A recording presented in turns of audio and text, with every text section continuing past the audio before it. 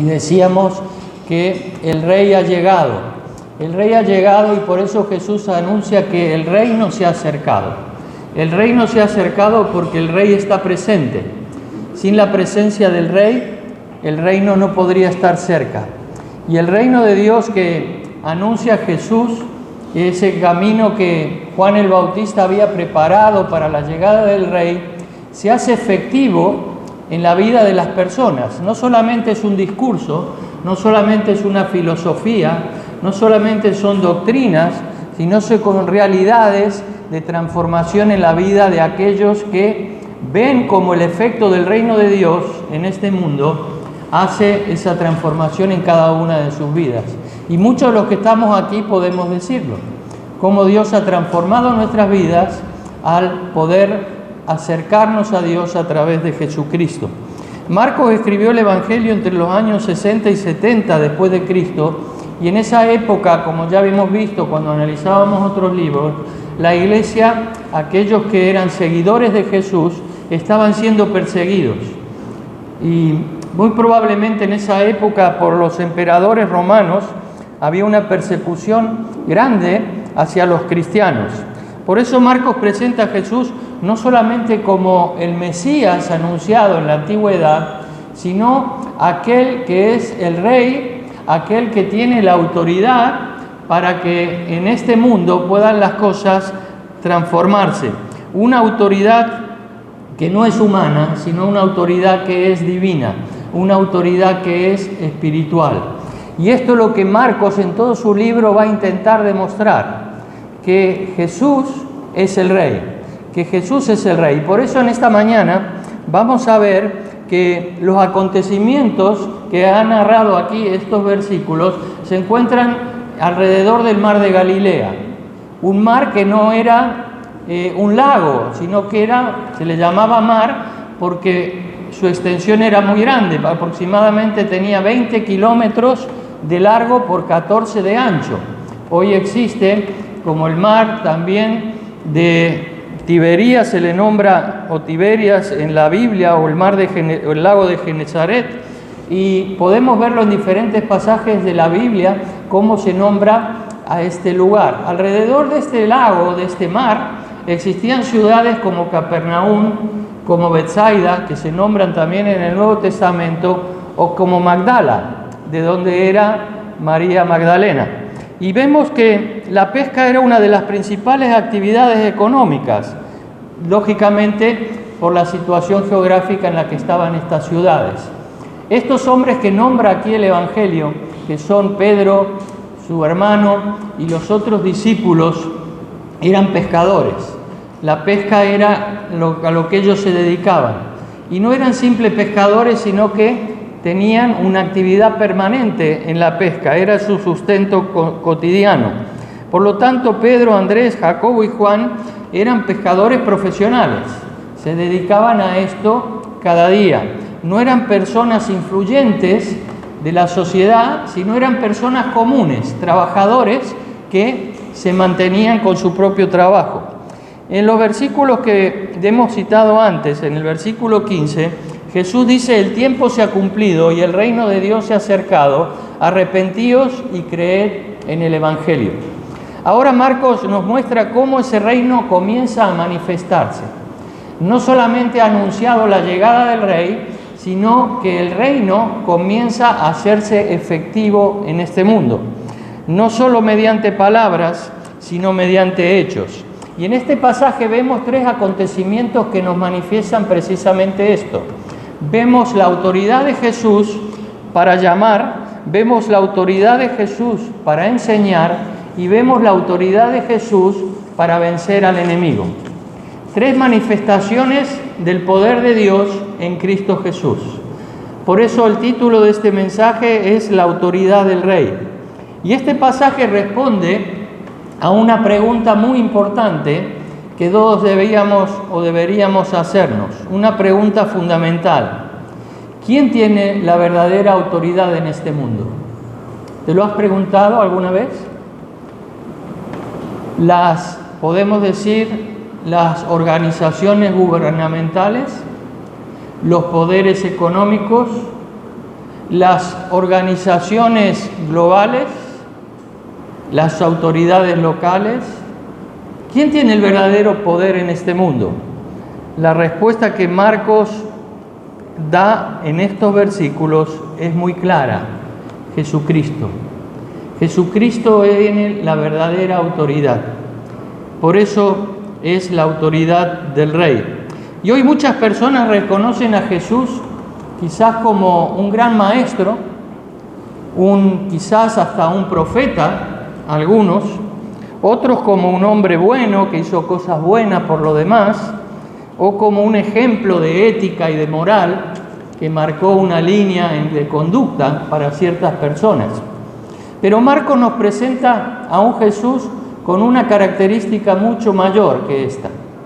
Nos presenta al Rey, al Señor con mayúsculas, al verdadero Dios, al Hijo de Dios con mayúsculas.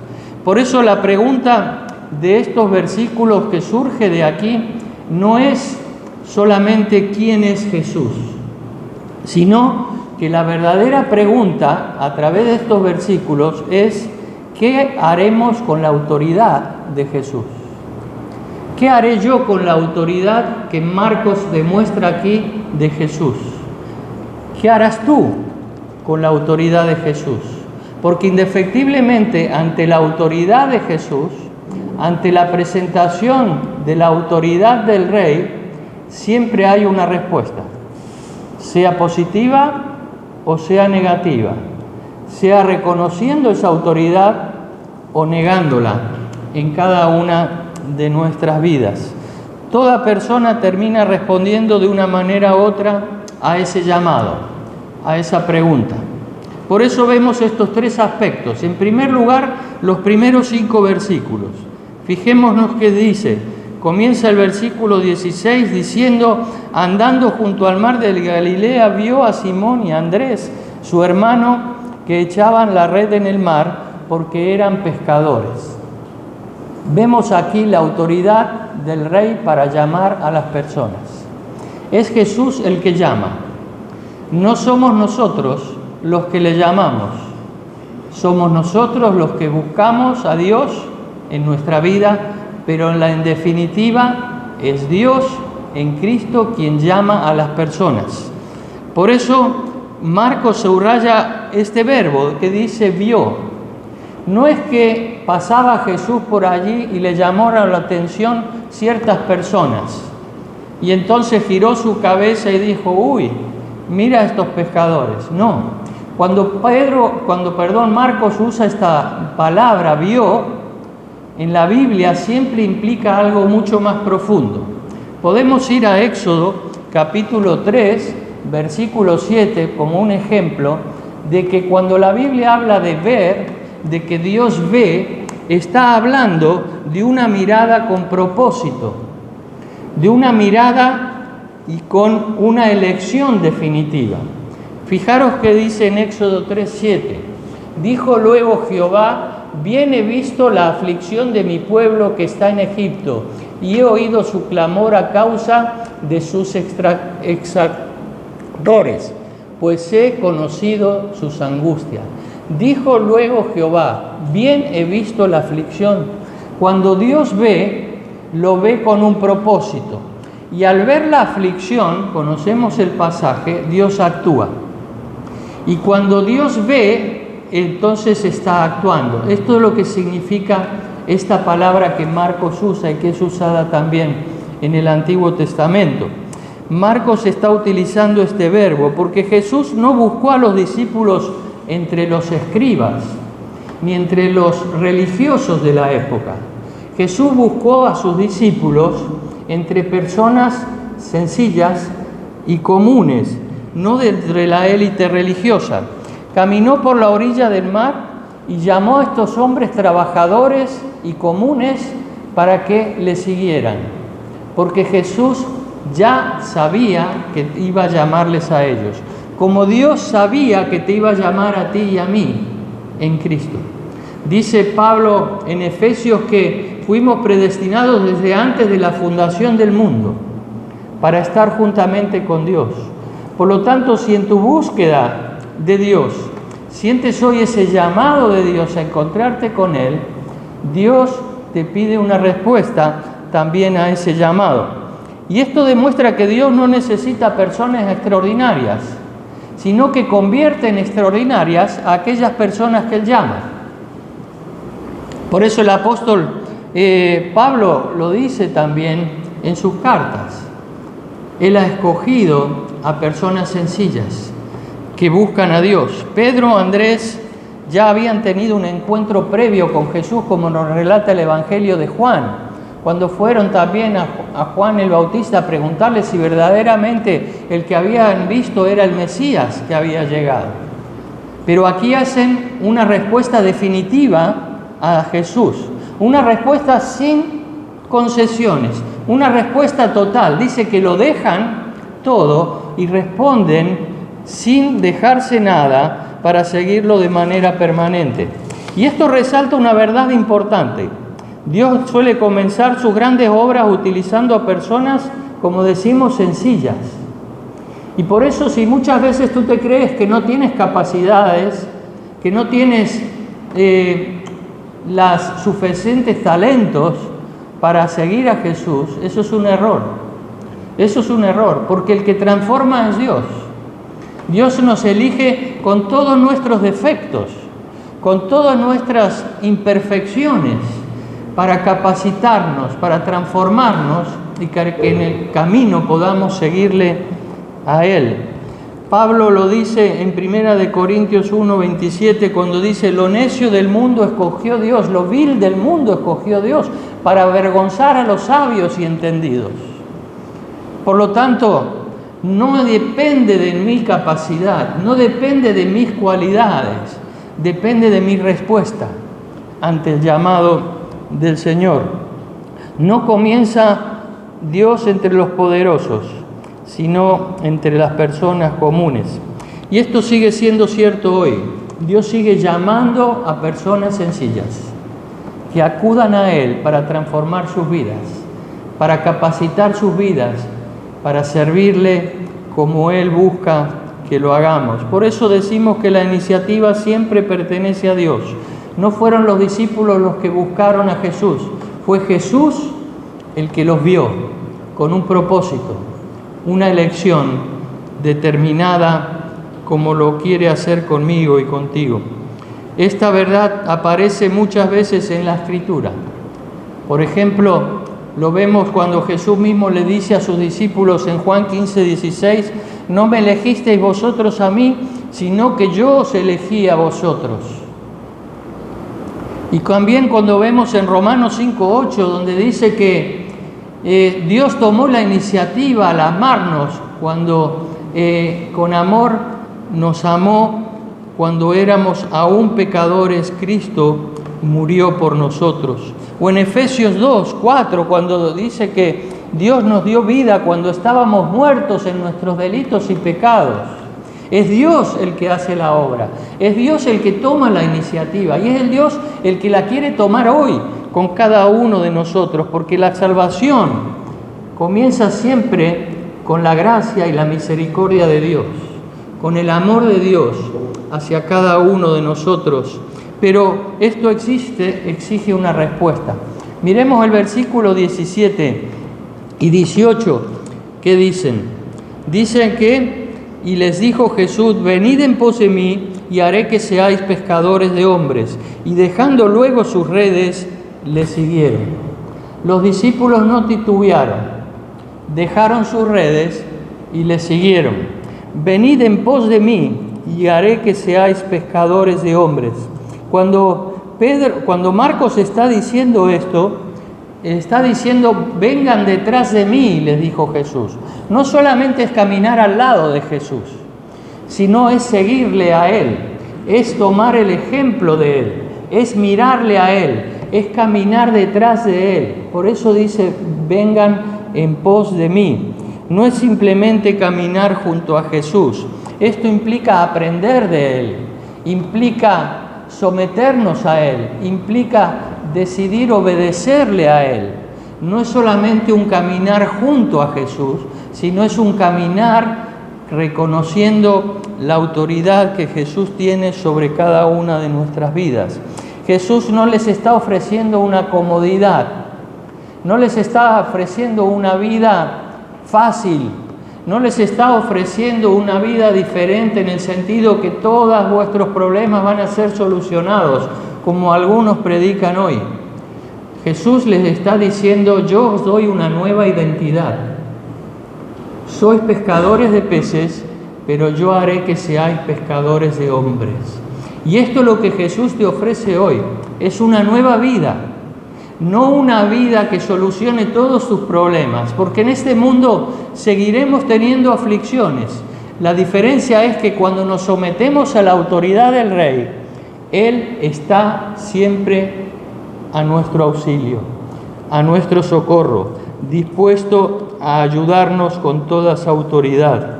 Jesús les ofrece una nueva identidad. El Señor no solo cambia nuestro destino como hijos de Dios, lo que Jesús cambia es el propósito de nuestra vida, el enfoque de nuestra vida, hacia dónde vamos en nuestra vida, cuál es el objetivo de mi vida cuando conozco al Rey de Reyes. Por eso dice: haré que seáis pescadores de hombres. No les dice: vosotros haceros pescadores de hombres. Dice: yo os haré pescadores de hombres. Por eso lo que Jesús nos pide es simplemente una entrega de nuestra vida, reconociendo su autoridad. Y Él se encarga de transformar nuestra vida. Él se encarga de capacitar nuestra vida. Él se encarga de limpiar nuestra vida para que esa vida pueda cumplir el propósito por el cual Él te llamó y Él te está llamando hoy. El discipulado es una obra transformadora de Cristo. No hay verdaderos discípulos sin someterse a la autoridad de Cristo. No existe esto. Jesucristo lo que existe es un sometimiento a su autoridad, voluntario, sí, no como una obligación, porque no está hablando de autoritarismo, sino de una autoridad que es reconocida por su ejemplo, por lo que Él hace y no solamente por lo que Él dice. El discipulado es lo que nos muestra a cada uno de nosotros como personas imperfectas la forma de cómo seguirle, sabiendo que Él es el que nos transforma y nos capacita para hacerlo como a Él le agrada. Cuando yo someto mi vida al Rey, entonces puedo cumplir con el propósito por el cual Él me ha llamado. Por eso Pablo escribió en Filipenses 1:6: el que comenzó en vosotros la buena obra, la perfeccionará hasta el fin. Es Dios quien comienza la obra, es Dios quien llama, es Dios el que en su amor busca, pero es Dios también el que no solamente nos llama, sino que sigue a nuestro lado, perfeccionando nuestra vida en el sentido de que podamos encontrar ese propósito por el cual Él nos ha llamado. Él nos capacita para llegar a cumplir esa obra que Él está haciendo en cada uno de nosotros. La respuesta de los discípulos fue clara: y dejando luego sus redes le siguieron. La palabra que quizás se traduciría mejor aquí sería inmediatamente. Luego también es una traducción aceptable, pero también es la acepción de inmediatamente, es decir, sin demora. Inmediatamente soltaron las redes. Y la pregunta es: ¿cuál es tu red hoy? ¿Cuál es la red que tienes que soltar? ¿Cuál es la red que has soltado un día, pero quizás que muchas veces vuelves a ella para con tus propios recursos querer pescar por ti mismo nuevamente? Jesús nos dice: si queremos seguirlo, debemos dejar nuestras redes atrás. Dejemos aquello que nos está impidiendo someternos absolutamente al Rey. Y cuando dice aquí que dejando luego sus redes le siguieron, lo que nos está diciendo es que la verdadera fe siempre produce obediencia. Si no hay obediencia, no hay fe verdadera. Porque el responder al llamado de Dios no es solamente creer que Él existe, sino es decidir seguirle, que es obedecerle. Si estoy buscando obedecer a Dios en Cristo Jesús, entonces sí le estoy siguiendo. Estoy decididamente obrando por fe. No existe un discípulo auténtico sin rendición auténtica a Cristo. Jesús sigue teniendo hoy autoridad para llamar a personas que aún no le conocen, pero también llamar a hijos e hijas de Dios que todavía no han soltado ciertas redes y que necesitan soltarlas por completo para someterse a la autoridad verdadera de Cristo. Y Él espera una respuesta, porque Él merece el primer lugar en nuestras vidas. Fijémonos en el versículo 19. Pasando de allí un poco más adelante, vio a Jacobo, hijo de Zebedeo, y a Juan, su hermano, también ellos en la barca, que remendaban las redes. Y luego los llamó, y dejando a su padre, Zebedeo, en la barca con los jornaleros, le siguieron. Pasando de allí un poco más adelante, Jesús llama ahora a Jacobo y a Juan. Ellos estaban reparando las redes junto a su padre y a los jornaleros de la empresa de su padre.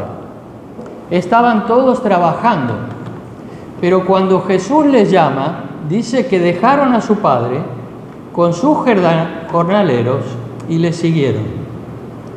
Porque Jesús merece el primer lugar. Y Marcos añade este detalle significativo. Dejaron a Zebedeo, su padre, y siguieron a Jesús.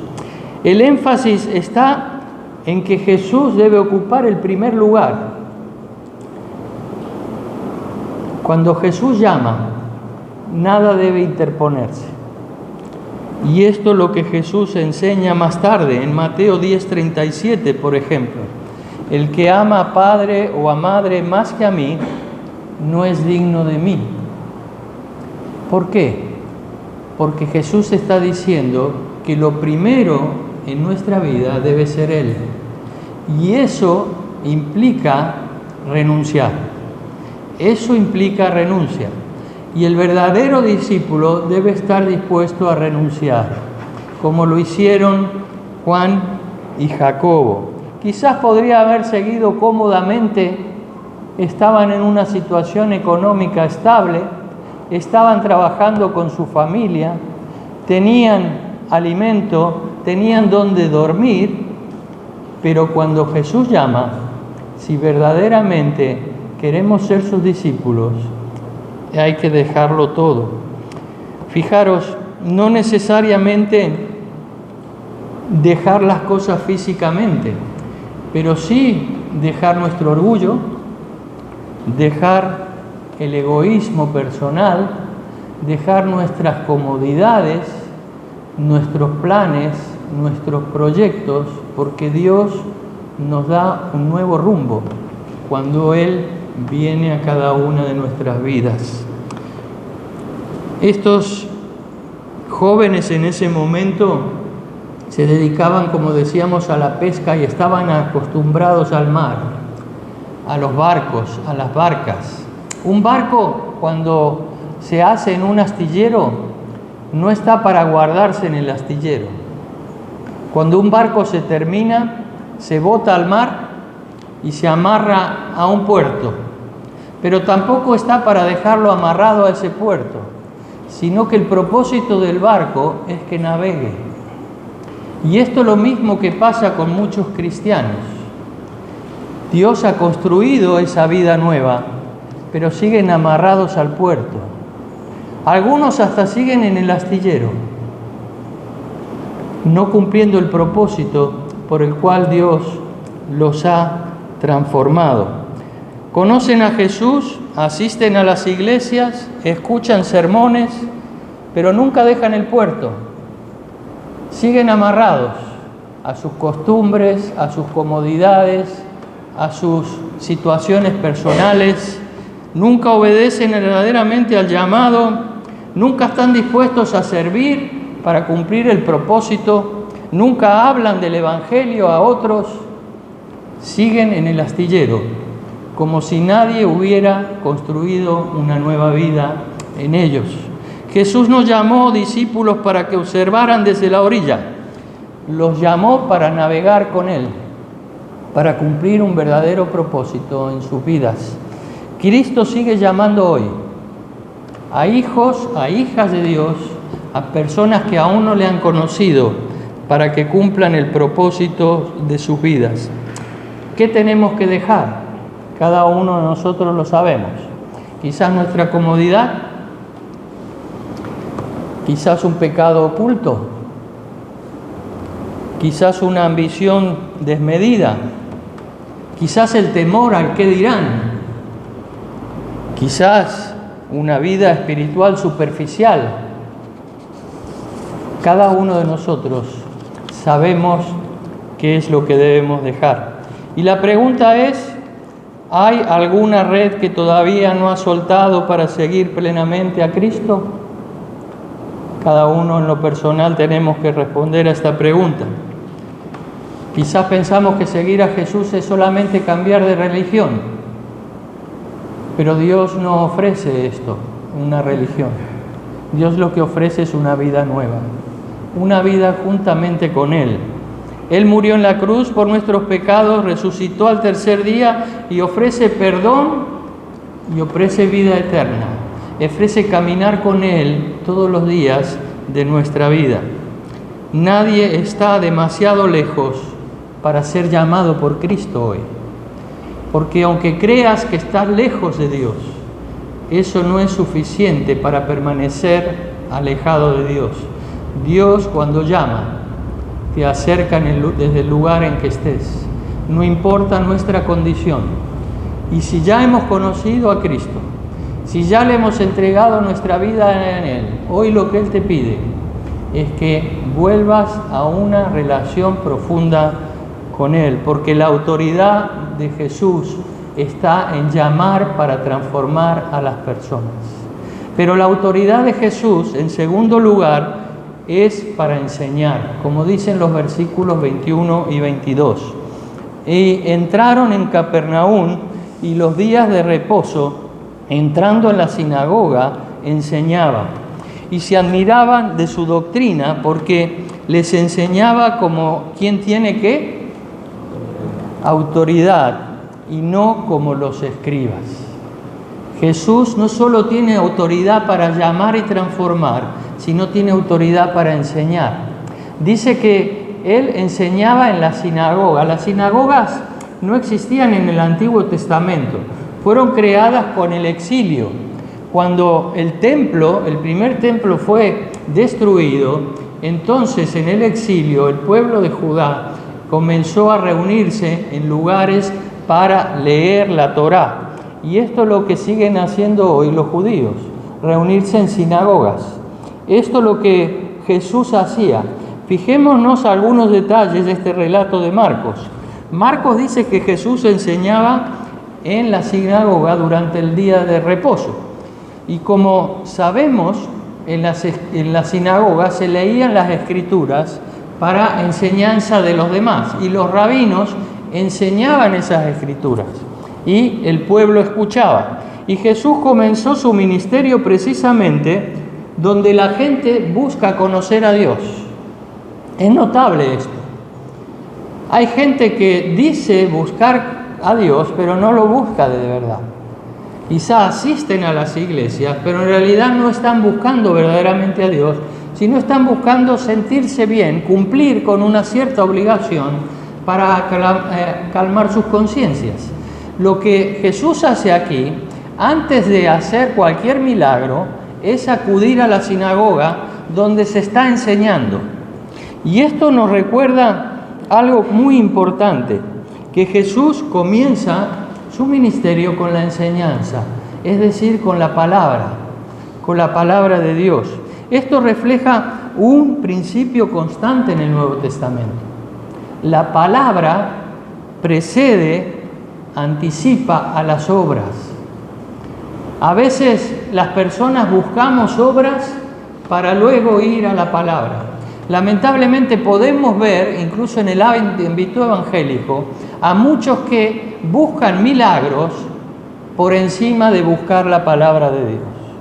Necesitan experiencias, necesitan sentirse cerca, pero Dios no habla de sentimientos. Dios transforma luego nuestros sentimientos para adorarle a Él, pero lo primero que hace Dios es actuar por su palabra. Por eso dice el autor a los Hebreos, Pablo, que la fe viene ¿por qué? Por el oír, y el oír ¿qué? La palabra de Dios. La palabra anticipa siempre a las obras. Las obras son una consecuencia del efecto de la palabra de Dios, de la transformación de esa palabra produce. El primer ministerio de Cristo fue anunciar la verdad. Y dice el versículo 22 que la gente quedó maravillada, asombrada. Una palabra que puede decirnos quedaron impactados. Era algo que nunca habían visto, nunca habían oído. Pero ¿qué fue lo diferente que notaron?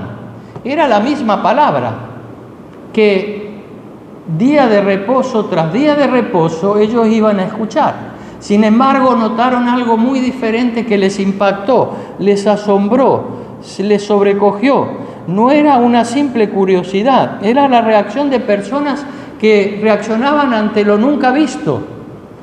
Era algo sorprendente lo que estaban viviendo en ese momento. Era el asombro de la multitud, que no se debía solamente al contenido de lo que estaba explicando Jesús, sino en la manera como lo hacía. Y esto es lo que diferencia a Jesús de cualquier maestro. Porque ¿qué significa que enseñaba con autoridad? Marcos utiliza esta palabra. Cuando usa la palabra autoridad no se está refiriendo a autoritarismo ni a una fuerza física. Se está refiriendo a otra cosa, a un derecho legítimo. Jesús anunciaba y enseñaba con un derecho legítimo de hacerlo. Está traduciendo esta palabra como autoridad cuando significa un poder soberano. Jesús enseñaba con poder soberano, con la máxima autoridad, con la única autoridad no delegada para enseñar la palabra de Dios. Nosotros podemos tener cierta autoridad, pero es delegada siempre por Dios, porque la autoridad verdadera siempre es de Dios, nunca es de nosotros. Dios delega autoridad a ciertas personas para cumplir ciertos servicios o ministerios. Fijaros, los escribas, ¿cómo enseñaban? Los escribas decían siempre, el rabí Gilel dice tal cosa, el rabí fulano dice tal otra, el rabí mengano dice tal otra. Pero Jesús dice, yo os digo. Y esa es la gran diferencia. La autoridad de Jesús no estaba referida a otros, sino a sí mismo. Por eso en el Sermón del Monte Jesús siempre está diciendo, la ley dice esto, mas yo os digo esto. La ley dice esto otro, mas yo os digo esto. ¿Por qué? Porque Jesús es el que verdaderamente interpreta correctamente la verdad. ¿Por qué? Porque Él es la verdad. Él es el camino, la verdad y la vida. Nadie viene al Padre sino por mí, dijo Jesucristo. Jesús está diciendo, yo os digo. Por eso la autoridad de Jesús está revelando quién es verdaderamente Él. No es un maestro más, como muchos piensan. Dios está manifestando a través de Jesucristo su divinidad. Él es Dios y por eso puede decir, yo os digo. Nadie tiene esta autoridad para decir, yo os digo, interpretando y enseñando así las Escrituras. Por eso Hebreos 1, del 1 al 2, nos dice precisamente esto. Fijaros que dice Hebreos. Dice, Dios, habiendo hablado muchas veces y de muchas maneras en otro tiempo a los padres, ¿por quién? por los profetas, en estos postreros días nos ha hablado ¿por quién? Por el Hijo con mayúsculas, a quien constituyó heredero de todo y por quien asimismo hizo el universo. Jesús es la verdadera revelación del Padre. Por eso Jesús dijo a sus discípulos en Juan 14:9, pues podemos leer que cuando los discípulos les preguntan ¿cómo iremos al Padre? Y él les responde a Felipe y le dice: Felipe, tanto tiempo hace que estoy contigo y no me conoces, yo y el Padre una sola cosa somos. Jesús vino a revelarnos a Dios, vino a revelarnos al Padre. Él es la palabra hecha carne, Él es la verdad manifestada en este mundo y por eso Él puede enseñar con esta autoridad. Y por eso en Juan 8:31 Él dice: si vosotros permanecierais en mi palabra, seréis verdaderamente mis discípulos. Por eso la condición del discípulo no solamente es responder a ese llamado de Dios, sino es permanecer en ese llamado. ¿Y cómo permanecemos en ese llamado? Solo a través de su palabra. Solo a través de conocer su palabra y buscar obedecer su palabra. Eso es seguir al Maestro. Eso es seguir a Jesús, la autoridad. Muchos admiran a Jesús como un gran maestro moral, decíamos. Sin embargo, aquí Marcos nos está mostrando la verdadera divinidad de Jesús. No es un profeta, no es un maestro, aunque le llamaban así, rabí. Pero Jesús es más que esto. Es Dios mismo manifestándose a cada uno de nosotros. Todos conocemos a C.S. Lewis o hemos escuchado hablar de él, ¿verdad? Este gran escritor que luego se convirtió a Cristo siendo ateo y escribió novelas tan famosas como Narnia. Y C.S. Lewis expresó esta idea diciendo que Jesús no puede ser simplemente un buen maestro si afirmó ser quien era. Esto exige necesariamente una respuesta, que decidamos aceptar si Jesús es verdaderamente Dios o no lo es. Pero por lo que Él dijo y por lo que Él hizo, no podemos quedarnos indiferentes. Exige una respuesta de parte nuestra. Por eso, la autoridad de Jesús al enseñar también.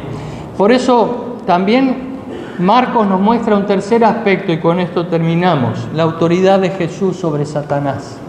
Leemos en los versículos 23 al 28 este hecho donde Jesús está en la sinagoga y en medio de la sinagoga un hombre comienza a manifestarse como poseído por el demonio. Dice: pero había en la sinagoga de ellos un hombre con espíritu inmundo que dio voces diciendo: ¿qué tienes con nosotros, Jesús Nazareno? Has venido para destruirnos. Sé quién eres, el Santo de Dios. Pero Jesús le respondió diciendo: cállate y sal de él. Y el espíritu inmundo, sacudiéndole con violencia y clamando a gran voz, salió de él. Y todos se asombraron de tal manera que discutían entre sí diciendo: ¿qué es esto? ¿Qué nueva doctrina es esta que con autoridad manda a los espíritus inmundos y le obedecen? Y muy pronto se difundió la fama por toda la provincia alrededor de Galilea. Jesús nos muestra aquí su autoridad sobre Satanás. Las palabras de Jesús no solo impresionan a las personas, sino también impresionan al reino de las tinieblas. Mientras Jesús enseñaba, Marcos introduce este contraste. Es un contraste en el relato, si os habéis fijado. De repente Marcos aparece con este acontecimiento y aquí ¿qué se produce? El enfrentamiento por primera vez entre el reino de los cielos y el reino de las tinieblas. Cara a cara, frente a frente. El reino de Dios se ha acercado a este mundo. Un reino un mundo que ha sido dominado hasta ese momento por el reino de las tinieblas, donde nadie puede tener autoridad sobre el reino de las tinieblas para desatar toda su obra. Pero llega el Rey y llega con toda su autoridad y enfrenta cara a cara al reino de la oscuridad. El reino de Dios y el reino de las tinieblas se encuentran. En la Biblia, cuando dice espíritu inmundo, se refiere a un demonio. Esto nos recuerda que la actividad religiosa por sí misma no significa estar cerca de Dios. Este hombre asistía a las reuniones, este hombre escuchaba los sermones, este hombre vivía en la sinagoga, pero sin embargo no tenía liberación de estas fuerzas del mal. El hecho de asistir a las iglesias no implica que seamos hijos o hijas de Dios. Esto es lo que Marcos quiere decir aquí. Necesitamos la autoridad del Rey para liberarnos de las fuerzas del mal. Y esto es lo que Cristo vino a hacer. Porque Satanás no teme nuestra religiosidad. Lo que Satanás teme es la presencia del Rey. La presencia del Rey en tu vida. La presencia del Rey en mi vida, actuando con toda autoridad sobre mi vida y sobre tu vida. Cuando tú te desentiendes del Rey, Satanás se olvida de ti. Pero cuando estás dispuesto a someterte a la autoridad del Rey, Satanás viene como león rugiente intentando devorar esa relación con Dios. Y es lo que hace constantemente sin descanso, intentando que no sigas las pisadas de Jesús. Pero el Rey, cuando acudo a Él, demuestra toda su autoridad en mi vida. Y damos gloria a Dios por Jesucristo, porque Él es el que verdaderamente nos libera del yugo de esclavitud. Él es el que rompe las cadenas, es el que desata las ataduras que el enemigo traza y ata alrededor de nuestra vida. Esto es lo que hace. La llegada de Jesús inaugura una confrontación directa entre el reino de Dios y el reino de Satanás. Y Juan lo anunció en 1 de Juan 3, versículo 8. Para esto apareció el Hijo de Dios, para deshacer las obras del diablo.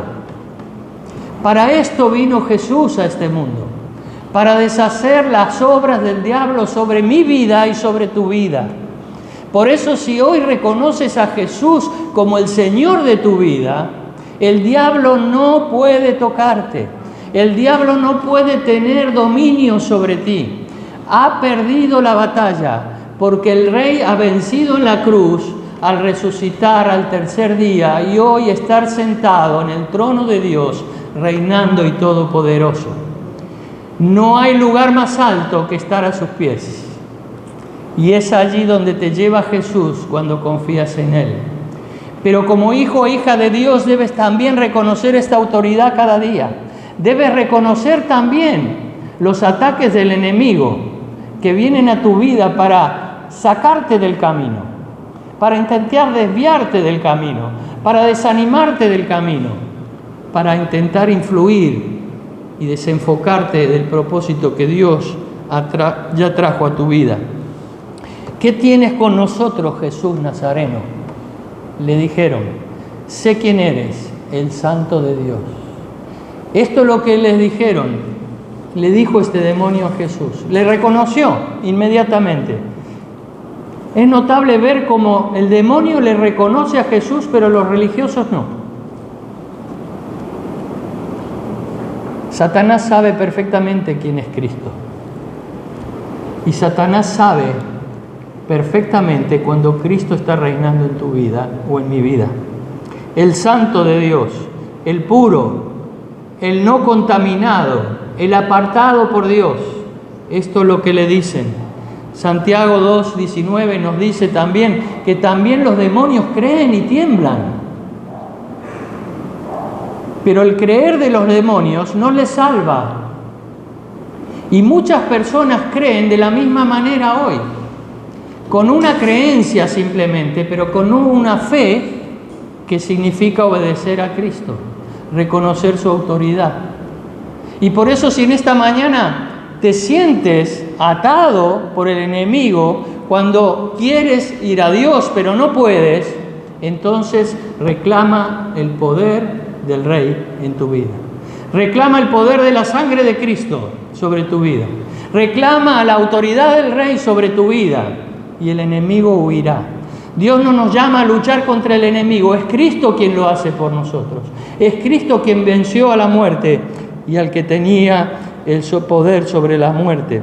Por eso dice en Colosenses 2:15 que despojando los principados y las potestades, los exhibió públicamente, triunfando sobre ellos en la cruz. Jesucristo los ha despojado de su autoridad delegada aparente. Y Él asumió toda la autoridad que el Padre le dio como varón perfecto para estar a la diestra de Dios. Este milagro confirma con hechos lo que la enseñanza ya había mostrado con palabras. El reino de Dios ha llegado. El reino de Dios no solamente es una idea. El reino de Dios es una realidad en medio nuestro. Y hay dos posibilidades, o estar en el reino de Dios, o estar en el reino de este mundo, que es dominado por el príncipe de este mundo. Por eso, en esta mañana reconozcamos a Jesús nuevamente, como no solamente el Mesías, no solamente como aquel bebé que nació en Belén, sino como aquel que vino a establecer una nueva realidad, para darte una vida nueva, si acudes en Él. Jesús tiene autoridad para llamar y transformar nuestras vidas. Jesús tiene autoridad para enseñarnos y capacitarnos. Y Jesús tiene autoridad para liberarnos de nuestro enemigo. Démosle toda la gloria y la honra a Dios. Te invito a ponerte de pie y vamos a orar en esta mañana mientras los hermanos pasan para seguir cantándole a